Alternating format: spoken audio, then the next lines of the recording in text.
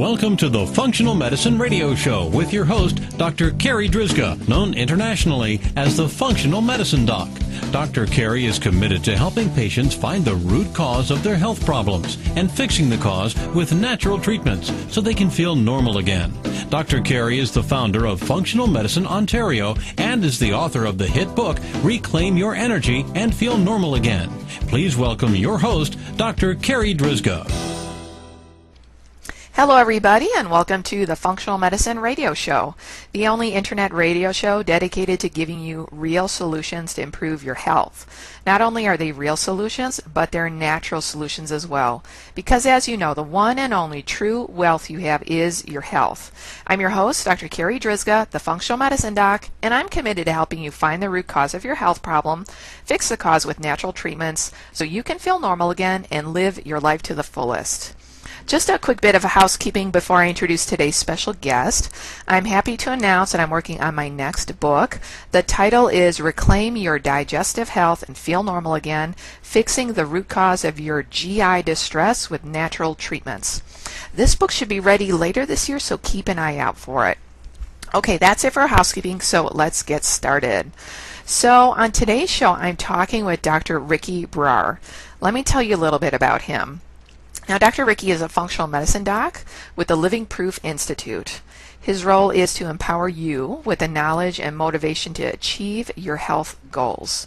He is passionate about helping you regain your health and get to the root cause of your issues regardless of your diagnosis. His functional medicine journey started as a patient. After working with several practitioners, he got to the bottom of his energy and digestive issues using functional medicine and has not looked back. Now he hopes to help others recover from their health challenges effectively and efficiently. Dr. Ricky, thank you so much for being my special guest today on this episode of the Functional Medicine Radio Show. Thank you so much, Dr. Carri. I'm so excited to be here. So, Dr. Ricky, I wanted to kind of pick your brain today, so to say, about adrenal health.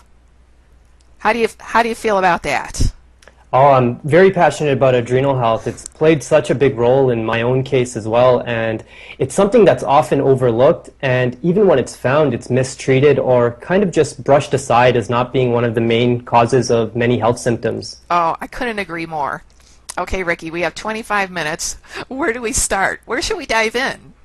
Well, the key thing with the adrenals is they're the main stress gland of the body, but at the same time, they're very tiny. They're almond-sized. They sit on top of both kidneys, and one of the primary hormones they make is something called cortisol, and that's our main stress hormone. Its main role in the body is to raise your blood sugar. However, we have a high need for cortisol just with our current lifestyle and issues with our environment. The big missed component with the adrenals is kind of what is causing that adrenal fatigue.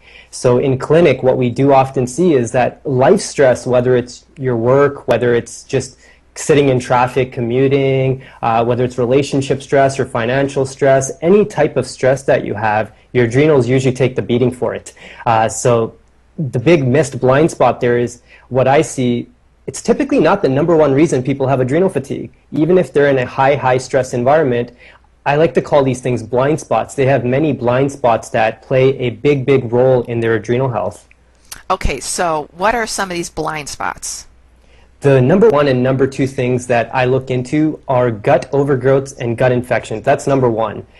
A lot of times patients are carrying around these gut overgrowths or gut infections. They may have picked them up a while ago, whether it's a parasite, a certain dysbiotic bacteria, or a yeast overgrowth, and it just slowly starts to take their nutrition away from them. It leads to inflammation through several pathways, and these things you don't really realize are happening. Some patients are completely asymptomatic from a digestive standpoint, and they could still have these hidden blind spots. The other big thing there is even when these things are found, a lot of times they're considered non-pathogenic or not a cause for alarm, because at the end of the day, they're not going to instantly cause something like death, but they will make your life very miserable. And then number two is things like insulin resistance and blood sugar issues. One of the key questions and one of the first questions I ask patients is, can you skip a meal? What would happen if you just skip lunch today? How would you feel? And for the most part, the patients I do see in practice, they'll tell me that they'll be very irritable, they'll be very short-fused, might get lightheaded and dizzy. The term we like to use is hangry, and they just won't feel good. They'll absolutely need that food, and that alone tells me a lot. A person should be able to skip a meal, should be able to go with a general fast for a few hours. So that's something foundational, even without testing, that you could kind of use as, it's not 100%, but a good barometer of where your overall adrenal health lies. Okay, so you just brought up two big topics here, gut infections and blood sugar.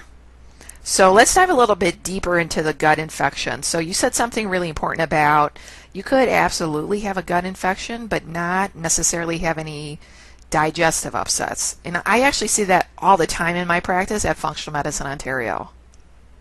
Yeah, definitely. It's a big part of other conditions that aren't necessarily associated with gut symptoms like your general IBS type symptoms, whether it's diarrhea, constipation, bloating.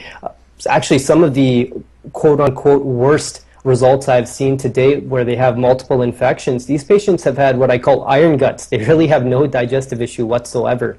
Okay, Ricky, so iron gut. I can totally see that within some of my patients. Can you tell us more about the relationship between gut and adrenals and just health in general? Yeah, definitely. I'll share my story. It'll help tie these things together. But even with me, I started with very, very poor energy. That was the first thing I noticed. And this was dating back almost 12 years from today. I just never felt a sense of well-being. I used to sleep until 2 p.m. if I didn't set multiple alarm clocks or nobody woke me up. I wasn't a morning person at all through undergrad. I purposely chose classes that were in the evening. I'd rather be in class till 10 p.m. than wake up in the morning. I used to drink a ton of coffee. It used to upset my stomach, but I absolutely needed it just to meet my basic responsibilities. Even in the gym, I've always been a very athletic person. I'm very passionate about playing hockey, and it's been a big part of my life pretty much since I was 5 years old. But my recovery was so poor. If I worked out, I would need days and days to recover, and I couldn't really gain much muscle. And then somewhere along the line, I started having digestive issues as well, where I wasn't digesting my food adequately, nothing was sitting well. I went through huge weight fluctuations as well. I'm about 5'10". My highest adult weight was about 182 pounds. And at that time, I was what I call skinny fat. I had a lot of weight around the midsection and the thighs. I didn't have good muscle tone. And then my lowest adult weight was about 128 pounds. So I've seen both ends of the spectrum, and I worked with several practitioners, and adrenal fatigue was actually ruled in pretty early on, but the approach was not adequate to help me get out of my symptoms. I would feel marginally better, and this is where the connection between the adrenals and the gut comes in. Your adrenals are a great starting point. They tell us that a person's hormones are affected at the end of the day, that their stress system, whether they're just stressed from their life, whether they have these gut infections, whether a lion is chasing them, that one stress system, it's not working adequately, it's not meeting the demands.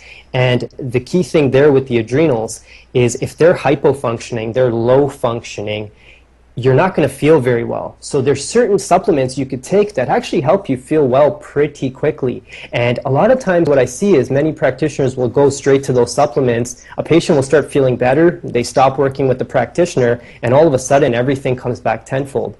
And that's because the adrenals are rarely, if ever, unless there's a tumor or something structural going on, the primary cause of those symptoms. This is where the gut comes in. The gut is the root of all good health. It's where you absorb all your nutrition from. It's your immune system at the end of the day. If you have any type of overgrowths in your gut or infections, these things are going to be toying with your immune system. They're going to be toying with your nutrition. It's almost like the analogy I always use is it's like you're wearing a 100-pound vest and you're walking around through life every day just with this vest on. And that's an additional stressor on the system. So to add to all your day-to-day stress, the gut comes in. So in order for you to test the adrenals and just look at the adrenals, it's rarely ever enough. I call it almost a gateway test. It's essentially you going down a rabbit hole where you find low adrenal function, but you should be looking deeper, like why is this person having this adrenal pattern? Why is their body producing this response of low cortisol? And that's where the gut comes in. That's the biggest one I do look at in clinic. And even in my own case, once we did the adrenal test and we saw that I was making next to no cortisol, we looked into the gut, and this was actually my first time doing functional testing other than maybe an adrenal panel early on. I'd worked with multiple practitioners, but I started as a patient at the Living Proof Institute, and we finally tested. I found multiple gut infections. So I had an H. pylori infection, I had a parasite infection, and I also had small intestinal bacterial overgrowth, SIBO. So I finally had an explanation to why I had this cyclical pattern of taking supplements, feeling marginally better, but then just crashing all over again. And once we started to address those root causes, it was just a night and day difference. All of a sudden, I started waking up without an alarm clock at 6 a.m., 6:30, and I'm still like that today. My motivation went through the roof. I was able to accomplish all these tasks. My digestion became amazing. I started tolerating all these foods that I thought I would never be able to enjoy again. My weight finally started to normalize. My recovery is outstanding now. And it's almost interesting. The way I kind of look at all this is, my story is not unlike many other functional medicine doctors where they almost start as a patient themselves. So I feel like I had to pick up a lot of these infections just to learn how to treat them properly. I know, it's kind of funny because my story is very similar to yours. And I would say, as a practitioner, I've learned over the years that, just as you said, testing the adrenals first, it doesn't really tell us very much, because it's about getting to the root underlying cause. And so I've totally changed my paradigm, and I've moved towards testing the gut very often, more so than testing the adrenals, because that's really where the bulk of the stress on the body is coming from, these internal infections that are just creating stress, robbing you of nutrients, contributing to hidden food sensitivities and leaky gut, and it's a mess. Definitely, and that's another great angle that you mentioned there. We hear a lot about leaky gut. It's all the rage in the media now, and it's slowly picking up steam. If you type it into PubMed, you'll just actually start to get a lot more articles than a few years ago now, and it's being linked with a lot of autoimmune conditions, food sensitivities, and it's another one like the adrenals. If you do find a leaky gut, you have to question why, and that's one thing that I love about functional medicine. Functional medicine never stops asking why. So essentially it's like starting with the outside of an onion, and once you peel off that outer layer, whether that's doing an adrenal panel, whether it's just through a questionnaire or something like that that indicates some adrenal involvement, once you start, you really got to keep peeling that onion back till there's nothing left. You're right at the core of it. And even with leaky gut, you got to ask why. With the adrenals, you have to ask why. And the gut is always where we start. So even the patients that come to us that are looking for what we call preventative medicine, which is the best way to look at it, because this is going to help bulletproof your health and your immune system and your gut for years to come. But we always joke with them that before you're able to graduate from our program or working with us, we have to delve into your gut. We have to look into your gut. Whether you have symptoms or not, I'm not going to let you out my door until we look into the gut, because that could be something that doesn't manifest for 5 years, 10 years, 20 years, but it's a blind spot for you. Okay, so let's switch gears here and talk a little bit more about the other blind spot that you mentioned, which was blood sugar. Yeah, definitely. And this is huge. If there's one thing that I really could just maybe even randomly pick 100 people out of the mall and assess and make sure they have good blood sugar management, that's a huge blind spot. It's not only just for your adrenal health, but your overall health. From a young age, most of us grew up on kind of a standard American diet where we have carbs with breakfast, and even if you think about our basic breakfast foods, there are things like pancakes and toast and orange juice and coffee with a couple sugars in it, and it's pretty much all carb-based. There's a lot of carbs in there. So what happens is our body is really not adapted to have that many carbs first thing in the morning. So when you start at a young age, or really any age, you start having tons of carbs in the morning, you make insulin. And insulin is our basic blood sugar balancing hormone. Every cell in your body except your red blood cells have a receptor for insulin. And when that insulin receptor gets insulin attached, it signals your cells to use up all the sugar to make energy. But what happens over time is your cells kind of get confused because insulin is not supposed to be hyper secreted all the time. They go, hey, maybe insulin's kind of out of its mind. It's not really, it's impossible for it to be telling us to use carbs all day, every day. So these cells pretty much stop listening to that insulin response, and that's when we get something called insulin resistance, because then insulin goes, why aren't these little buggers listening to me? And it starts secreting even more insulin. So one of the great things about even doing an adrenal panel, depending on the lab you do, is we look at insulin response. So you do something called a carbohydrate challenge, and you look at how your cells respond to that increase in carbs before one of your meals. Now, this process over 5 years, 10 years, it's going to zap your energy stores. It's another one where it's like wearing a 100-pound vest and just walking around. You're going to be pretty much dictated by your hunger. You can't really go long periods of time without food. It's going to be hard for you to concentrate. That's when you start craving the worst foods imaginable. You want to reach for that potato chip. You want to get that pastry. You want to have a coffee with multiple sugars in it. And these things will really, really lead to changes in the body. It'll lead to weight gain in the areas you don't want weight gain. It'll lead to inflammation in many. It'll lead to, I love this term, but brain fog is a big one. So these things all tied together will ultimately impact your adrenals, but your overall health will not be adequate unless you have good insulin signaling, unless you have good blood sugar management. Yeah, and I would say to add on top of everything that you just said is that having poor blood sugar management will absolutely affect your brain health. And in fact, what they know as Alzheimer's disease, they've kind of given that the term diabetes type 3. Definitely. As being a blood sugar problem in the brain. Definitely, yeah, and it's scary to think that what we thought might have just started in our 60s and 70s, it's starting in our 20s and 30s, and this is why the rates of it have increased so much. Yeah, you type 3 diabetes right into Google and you'll find that it's Alzheimer's disease, and it's a huge blind spot, but it's also something that is exciting because blood sugar management is not difficult to achieve. It's very simple. That's exactly right. So tell us, Dr. Ricky, about achieving good blood sugar management. There's a few mechanisms at play there. The main two that we look at the Living Proof Institute is, one is your stress levels. So if you're extremely stressed out, and again, stress comes in all shapes and forms, your cortisol signaling is going to be all over the place. So cortisol raises blood sugar, insulin brings it down, and when you have this interplay happening with your diet, that's player 2, and you're getting lots of carbs in, you have extremely high stress in your environment, it's a perfect recipe. If I threw those two things in a pot, it would make insulin resistance. So the key thing there is making sure your diet is conducive to your lifestyle and your level of physical activity. If you're not very, very physically active in the morning, skip out on those carbs. You don't necessarily need them. You could have a little bit, but make sure that you have a nice, adequate cortisol spike in the morning. Make sure you have good energy in the morning. Make sure you're not relying on those carbs to feel good in the morning. The key thing there is to make sure as the day goes on, hunger doesn't really dictate when you should eat. Your body sends you these signals, and these signals are not meant to tell you, hey, do this now. They're almost warning signals that you should have done something an hour ago. So if you're thirsty, you should have drank water an hour ago. If you're hungry, you probably should have ate 30 minutes to an hour ago. So if you keep playing this cycle, it ends up really, really being costly in the long run. So making sure your diet is well balanced, making sure the carbohydrate proportions are good in your daily diet, and also around times that you're more physically active.